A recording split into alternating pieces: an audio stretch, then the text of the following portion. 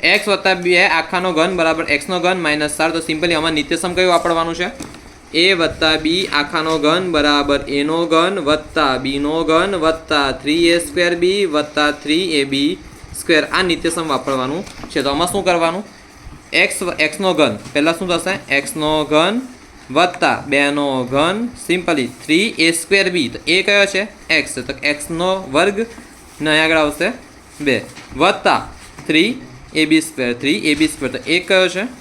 a કયો છે? x. અને b કયો છે? 2. તો કે 2 નો વર્ગ બરાબર x³ માઇનસ 4. x³ માઇનસ 4 બરાબર છે. હવે ધ્યાન નહીં, x³ વત્તા 2³ કેટલા થાય? 8 બરાબર વત્તા 3 દુ 6. તો કે 6x² વત્તા 2 નો વર્ગ કેટલો થાય? 2 નો વર્ગ 4. તો 4 તાલી 12. તો 12x બરાબર x³ માઇનસ 4. ઓકે. હવે ધ્યાન નહીં, x³ આ બાજુ પ્લસ છે ને આ બાજુ પણ પ્લસ છે. પ્લસ પ્લસ સિમ્પલી આ બાજુ આવતા માઇનસ થઈ જશે તો 0 થઈ જશે. x³ કેન્સલ્સ.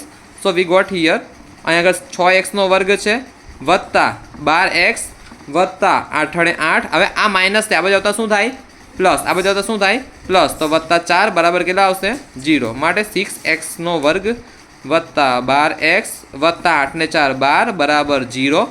જે ax નો વર્ગ વત્તા bx વત્તા c બરાબર 0 જેવું છે. તેથી દ્વિઘાત સમીકરણ છે. બરાબર. આખું તમે લખી કાઢજો તો આપણે પૂરું થાય છે.